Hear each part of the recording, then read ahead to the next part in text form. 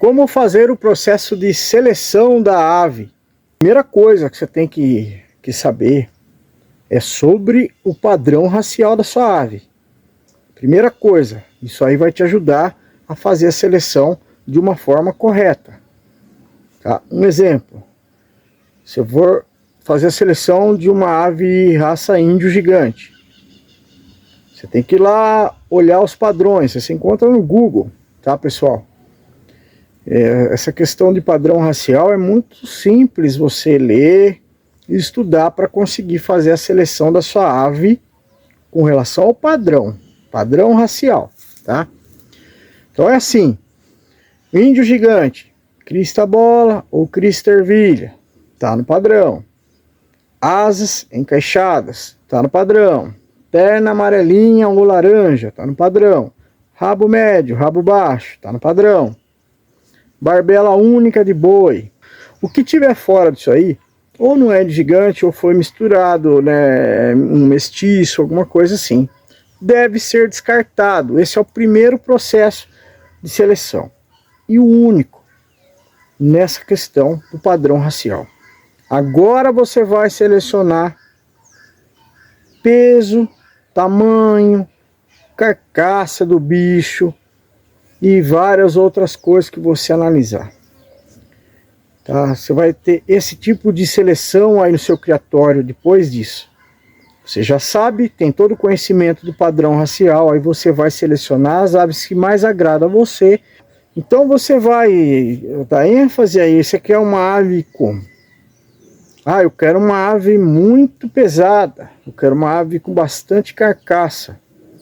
Aí você vê, aí tem no seu plantel uma ave, por exemplo, um índio gigante macho, que está aí com uma média de 90 centímetros e tem uma carcaça imensa e pesa aí 6 quilos. Você vai descartar esse animal? Sim. Ah, ele pode dar aves maiores? Pode, ele carrega na sua genética, tá? Mas eu estou dizendo assim, num processo rápido de eliminação. Agora, se você quiser fazer um processo mais lento, você tem que ter paciência, tempo e dinheiro, tá? Porque você vai ter que manter várias aves.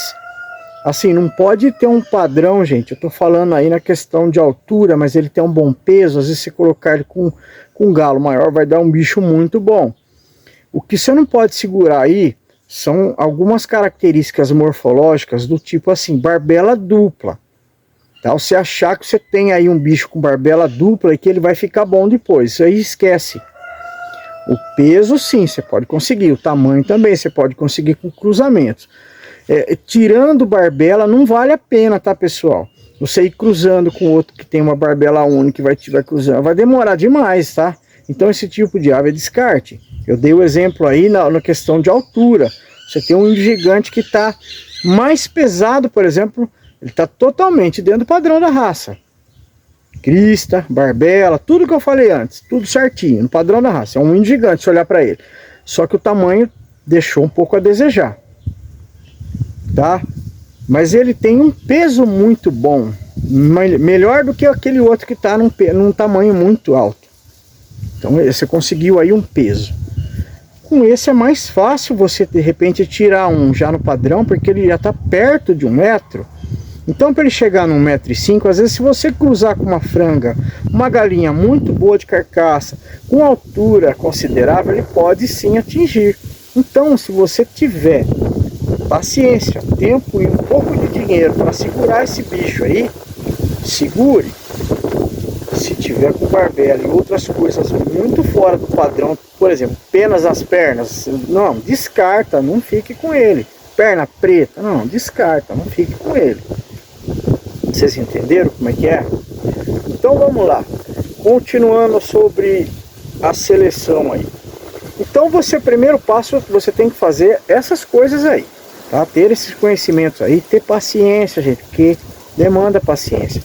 E também um dinheiro, né, pessoal? Porque demanda dinheiro também, porque você tem que investir, você tem que segurar o animal aí, você tem que ter paciência para analisar tudo no seu animal. É claro que quando já está na fase de frango aí, 4, 5 meses, você já começa logicamente a identificar realmente aquele frango que está dando um tamanho bom, que está num padrão bom, e aquele outro que já não está te agradando muito, por algum motivo. Às vezes aquele frango que não está te agradando muito, por questão geralmente é do tamanho e do peso, né, que a gente olha a aparência nele assim, às vezes ele é até bonito, tudo, mas aí tá meio mirradinho perto dos outros, tudo, e aí que você acaba aqui descartando esse bichinho, porque já está muito próximo de se tornar uma ave já perto da fase adulta, e então você acha que não vai dar certo. Por outro lado, eu penso assim, eu já vejo o bicho, eu falo, isso talvez não vai mesmo dar certo, mas sem ter total certeza.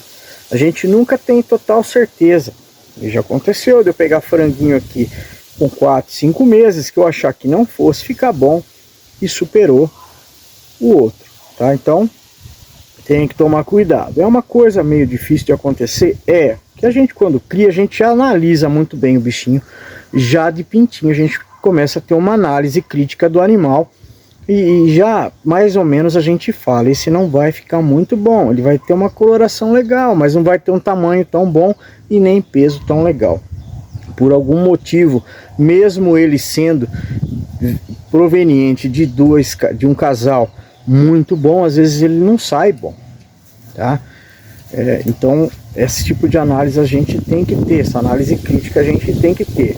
Só que tem um detalhe, pessoal, ele carrega na sua genética, se você sabe de onde veio a genética dele, ele carrega nessa genética coisa boa.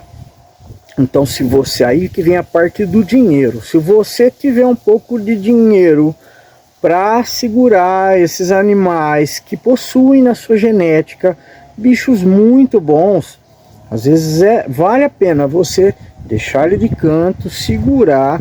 Não é para vender, né, pessoal, dessas aves que tá fora do padrão para os outros, tá? Eu tô falando assim, se você tem condições financeiras de manter os animais que estão com esses padrões baixos na questão de altura e peso, às vezes vale a pena você dar uma segurada e fazer outros cruzamentos utilizando esses animais que não te agradaram, porque pode vir filhotes bons, tá? Da mesma forma que às vezes a gente se decepciona com alguns, tá? Às vezes a gente pega um casal muito bom, uma fêmea muito boa e um macho muito bom, e tem uma decepção. Os animais não saem bom. Às vezes puxa de uma genética passada lá do bisavô, do avô, e às vezes esses animais não eram tão bons, e acaba retornando para você aí na sua frente, aí o bichinho sai e não fica bom. Então é muito difícil essa seleção. Por isso que o papel do criador é muito importante na sociedade, gente. Ele vai fazer a qualidade da ave, qualidade do cachorro, qualidade do boi, qualidade do cavalo. Ele vai ter uma análise crítica sobre isso e vai conseguir passar adiante uma coisa boa. Isso eu estou falando de criadores que realmente se importam com genética e outras coisas, né, gente? Não é sair por aí cruzando qualquer coisa, deixar lá tudo solto junto, um monte de bicho, não sabe nem da onde veio, tá? Então você tem que saber sim, e para conseguir selecionar.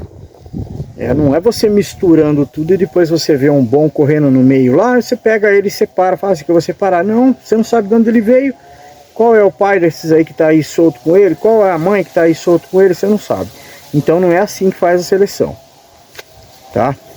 Então, pessoal, é uma coisa incerta, mas que com o tempo você vai, vamos por assim, que você vai acertando um grau de porcentagem grande sobre essas qualidades das aves, tá? Você vai começar a identificar, às vezes bem antecipado, tá? Às vezes pelo fato de uma canela grossa, opa, esse animal tem uma canela grossa, ele está se destacando perante aos outros, então você vai tendo aí uma visão melhor conforme você vai criando. Mas o primeiro passo para a seleção, aprender a selecionar, é realmente ter o conhecimento do padrão racial da ave. Se eu esqueci alguma coisa, eu falo no próximo vídeo. Beleza, pessoal? Falou, valeu!